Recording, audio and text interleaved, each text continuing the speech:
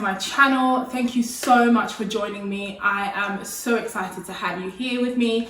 My name is Ore Adeboyega. I'm a pharmacist and also a health and wellness advocate. I love everything health, everything wellness, everything academic development, professional and career advancement.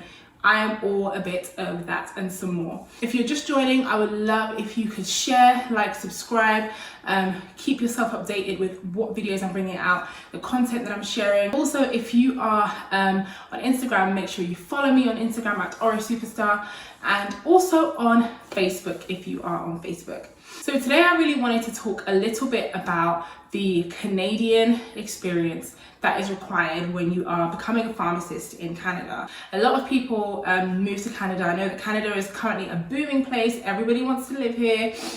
So many people want to experience what it's like to live in this part of North America. Now, I came here as a pharmacist that had worked in the UK for 6 years. So I started off my career working for a company called McKesson UK. They're known as Lloyd's Pharmacy in England. As time went on, I kind of came to the conclusion that I really did not like retail pharmacy. It was not me at all, and I decided to pursue a career in hospital pharmacy. So I spent majority of my career working as a hospital pharmacist. I worked in mental health. I worked predominantly as an admissions pharmacist. I also worked in elderly care, cardiology, a little bit of endocrine, and I did do a little bit of liver care and things like that. So so many different diverse areas. So I had 6 years of experience on my back when I was coming to practice here in Canada. Now, when I got to Canada, my assumption was that if you're somebody coming from another country and you have all these years of experience, you automatically can step into any door you want to get into, and you will be granted the ability to basically work whatever area you want to work because you have all the experience, right? I was wrong. Canada has this thing where they're so big on Canadian experience. I know that most countries, even the UK, have that as well, where they want to see that you've worked elsewhere. But I've found that Canada, in terms of pharmacy, was so specific in having that Canadian pharmacy experience. So if you're somebody coming from another country, it's very important to bear that in mind, and very important to remember that you are going to have to build up your Canadian experience. Now, I'm not saying that this applies to all sectors within pharmacy. So as we know, that pharmacy is not just retail, it's not just hospital, it's so many different areas. You can work as an industrial pharmacist, you can work for the government, you can work in public health. And those areas might be more open to individuals who have had experience elsewhere. I found that, especially in retail pharmacy, they are very big on you having that Canadian experience. They want to know that you understand the pharmacy systems. You know, in retail pharmacy here, they use so many different systems. You could either be using Delta, which is a system that's used, Delta or Health Watch, which is mainly used by the big chain Shoppers Drug Mart. You could also use Kroll, which is another very big system. And there's so many other systems that are used within pharmacy in Canada, retail pharmacy specifically. Retail pharmacy managers or employers want to know that you are able to understand those systems. They want to know that you understand billing and insurance. This is something that is a huge barrier that you have to cross when you become a pharmacist in Canada, especially if you're coming from a country like the UK, where insurance, money, billing, all of that stuff is covered by our National Health Service. The NHS covers a huge chunk of the costs of healthcare in England. So basically, as pharmacists in England, we never have to deal with whether or not the patient is going to pay a copay, or whether the government is going to cover half of it, or whether Green Shield is going to give, a little bit of the cost for the drug. Yes, there are some areas like, I don't know if these are still used, but things like the drug tariff are used, where you look at costs of certain things.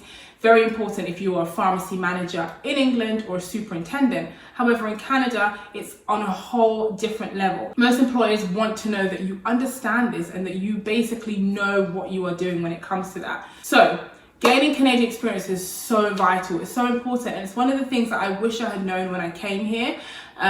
You are going to have those first couple of months, or maybe even a year, where you're going to probably just take on different roles to try and learn and pick things up. This is specifically in retail. Hospital pharmacy in Canada, it mirrors hospital pharmacy in the United States. So a lot of pharmacy graduates have to do what they call a residency, and that's kind of similar to what we would call the junior pharmacist band 6 rotation that we have in England.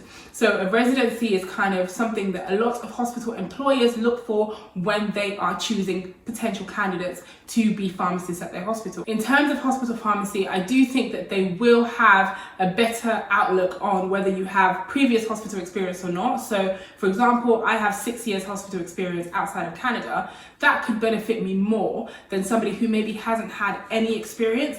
However, someone who has done a residency in a hospital in Canada will have more advantage than me, who has all her hospital experience outside of Canada. This varies across like different sectors. So this may not apply to other areas or other sectors within pharmacy, and also other sectors within healthcare in general. So for me, I took some time to get myself just acquainted with the systems, and I decided to do that in retail pharmacy. I felt like retail pharmacy was the best place to learn those things, the best place to basically pick up the quick skills that I need to understand, Canadian billing, understand, how their prescriptions work, understand how to communicate with the physicians in Canada, understanding, the patient's needs in terms of just general day-to-day needs.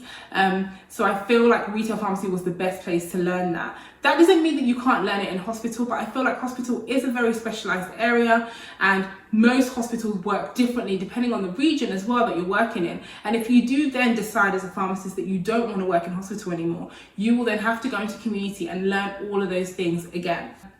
Hospital pharmacy, when I left the UK, I was almost sure that I didn't want to go back to hospital pharmacy. And for many reasons. So when I worked in the UK, I started off, obviously I was working as a junior pharmacist for maybe a year and a half. Then I worked as a senior pharmacist after I completed my clinical certificate. So I didn't do the diploma aspects because I was then moving to Canada, and that qualification does not translate. So I finished at the clinical certificate aspect, and I started doing my PEBC exams.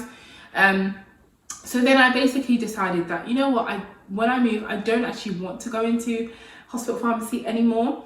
And I kind of feel like I probably shouldn't have made that decision. I mean, obviously you can always change your mind, but hospital pharmacy is a great place to learn. As a clinical pharmacist, hospital pharmacy is the place where you grow, I believe, the most. And I just feel like I didn't want to do the on-calls. I didn't want to just do discharges. I just got to the point where I said to myself, if I'm going to go back into hospital pharmacy, I just don't want to do those things. I don't want to especially do on call. Essentially, one of the most major things to think about when you do decide, or if you decide that you want to move, is the fact that you're going to have some time where you're going to have to build, grow, regroup again. So if you're coming to Canada with 11 years experience from England, that experience might not be recognized. That experience might not be, appreciated as much as you want it to. That experience might not land you a managerial position in Canada because of the fact that you don't understand how the country works and how their system works. So there will be a time, maybe a year, maybe 2 years, where you are growing again. You have to ask yourself, am I ready for that? Am I ready to go from someone who was maybe a chief pharmacist at one of London's top hospitals to, going back into retail and helping Canada to grow and advance its medical and healthcare system? I hope you guys enjoyed this video. I really hope that it taught you something. Anything I'm passionate about, anything that I really, really, really value is that change requires growth. So if you are going to change your environment, you're going to change your career, you're going to change your professional setting, there will be growth. And growth sometimes means that you're going to be uncomfortable. Growth means that you're going to need to push yourself. Growth means you're going to have to forget what was behind. You're going to have to forget where you're coming from, the things you were doing before, the amazing things that you were doing in England. Sometimes those thoughts do come back. I have a couple of colleagues and friends from the UK that I discuss with in regards to being in Canada, and we always talk about the great things that are going on back home and the great things that we could have done back home. But because we've moved into a new place and we've moved into a new environment, we have to get to the point where we put those things behind us and we say, do you know what, we're here, so we're going to do the work that is required of us in order for us to make it here as well. So thank you guys so much for joining me. Have a great week ahead.